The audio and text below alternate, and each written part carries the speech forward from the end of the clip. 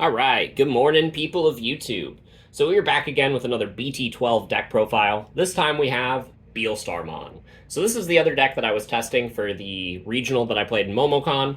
Ultimately, I decided to play Black or Greymon because I was cosplaying Tai. But this is a deck that I put a lot of testing into. It's a really strong contender and has really good matchups into most of the format. And it's a deck that I just really love. It's a passion project of mine, and Beelstarmon is a deck that will always pop up in relevancy anytime options are good, and it's got a lot of new tools with the Beelstarmon starter deck in Bt12 since the Impmon X line came out. So we will go ahead and get into the card by card, starting with the Digitama as always. We got the 4 copies of the Demimera because it's still really good, and then I am trying out the the fifth egg being the Pagumon. There are some matchups that I really like it, just because, like, if you go against Machine Dramon, sometimes you want the ability to promote that extra egg just because that matchup can kind of drag on. So it is something that I have been testing and I have been liking, but definitely the Demimera is the most important because you need to get your options out of your hand. And that helps you facilitate that. So we'll go into the boss monsters first because I feel like it makes the most sense for the cohesiveness of the deck. We have 2 copies of the new Beelstarmon from the starter deck, and we have 4 copies of the old Beelstarmon from BT6. So this card, makes itself cheaper for every 7 cost option and every 3 Musketeer in the trash, and then plays a 7 cost option for free. This is a new 3 Musketeer, so it increases the consistency of the old Beelstarmon.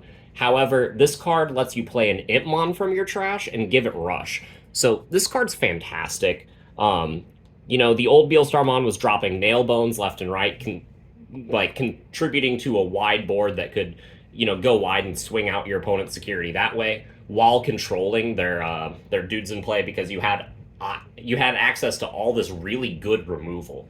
The new Beelstarmon can just rush them down, and if your opponent attacks, then you get to mill a card, and then you get to play an Impmon, and it's really, really good at making this deck have more gas.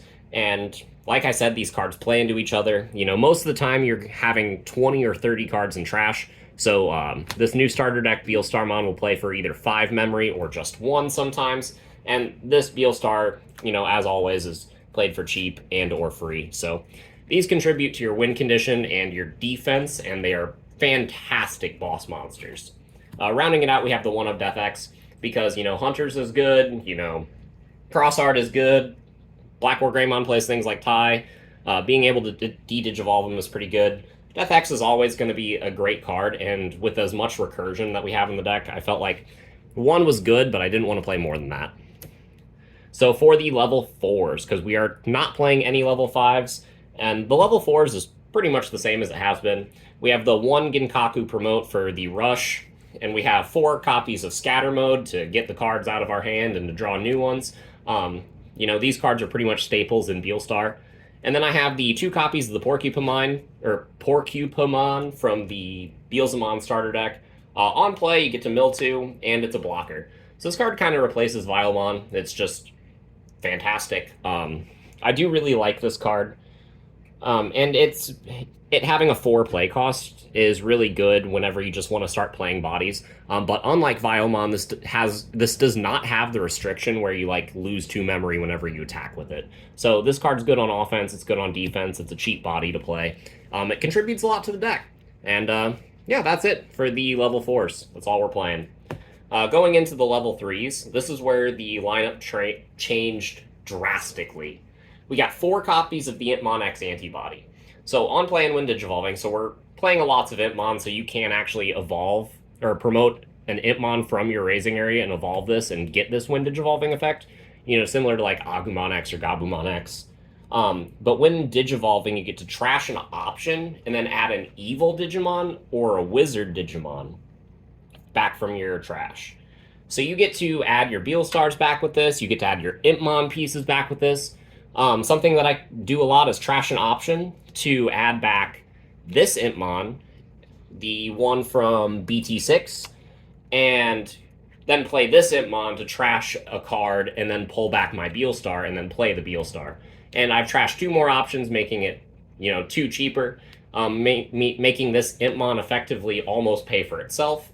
So yeah, it's really fantastic.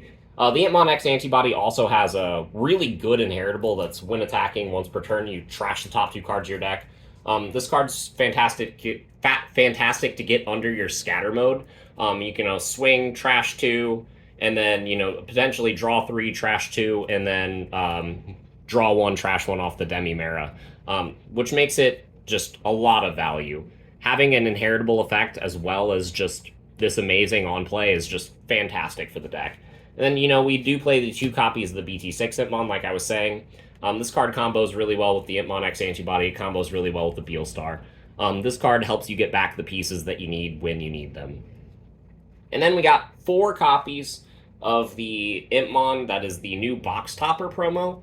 Its security effect adds it to your hand, and then you get to play a purple level 3 Digimon from your trash.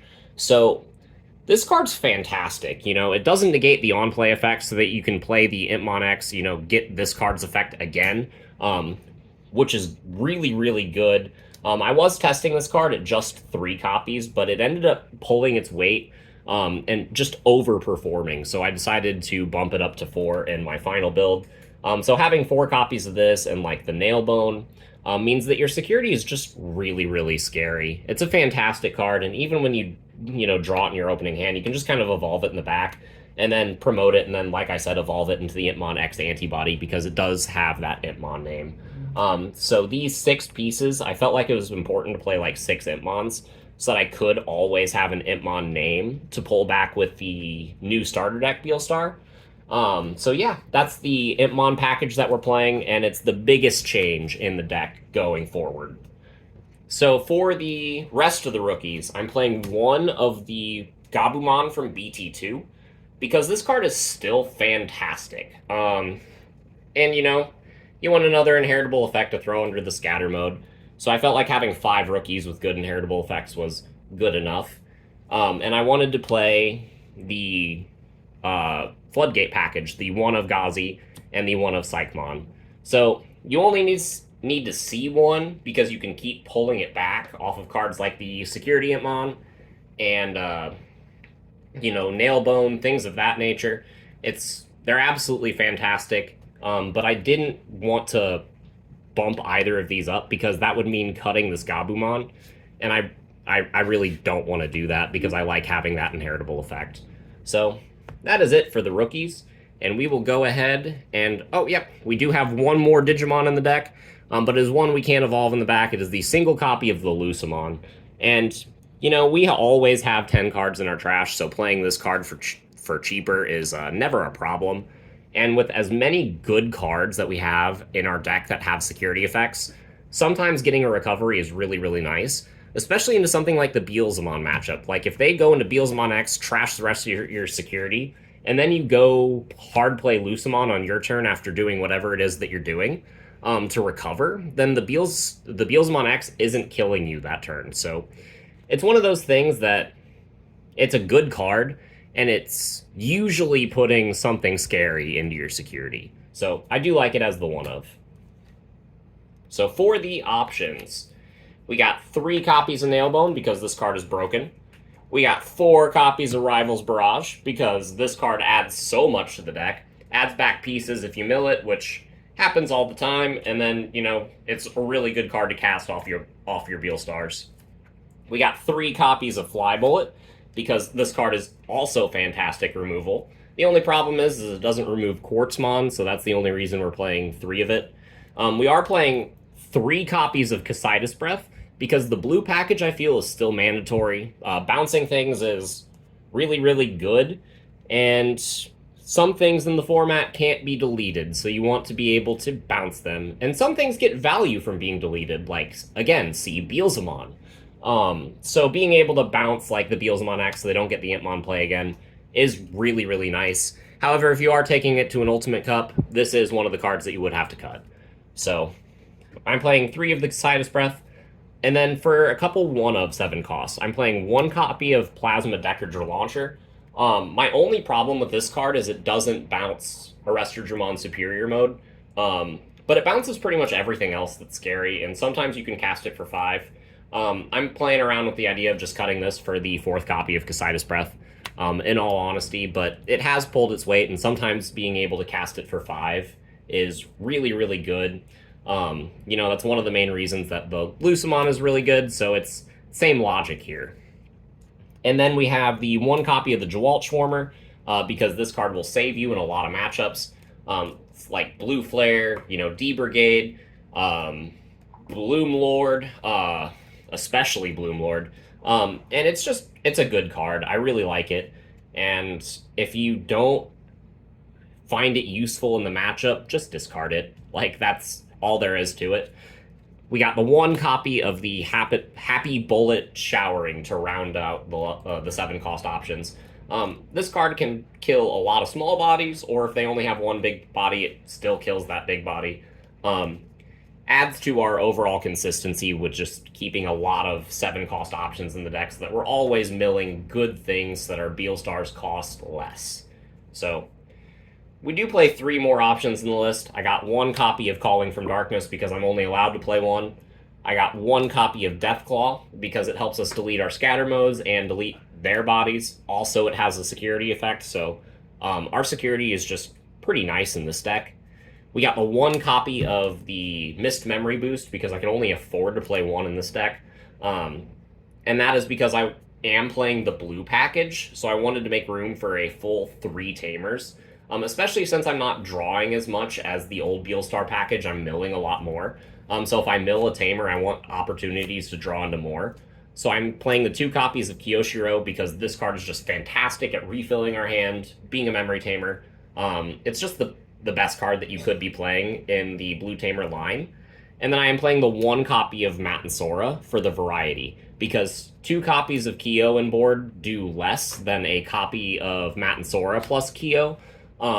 So there are times that you will hit one of these in security and draw another one, and then if you don't want to put a rookie in play because it's just going to get deleted or something, playing a Matt and Sora to get you more memory or the other Kyo is a good play in a situation like that.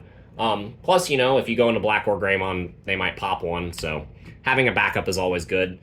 I do like the split because it adds, I think, to the consistency. But yeah, that's it for the card by card and the deck profile. I think it's a really strong deck, and I think with slight modifications it could win an Ultimate Cup, but I think this is really strong going into store championships or going into if you have other online events that you're playing, like any online regionals that are still in this format. I think this is a really good deck to take, and I think it can get you pretty far. But yeah, that's all I have to say, and we hope to see you guys in the next deck profile. Bye, everyone.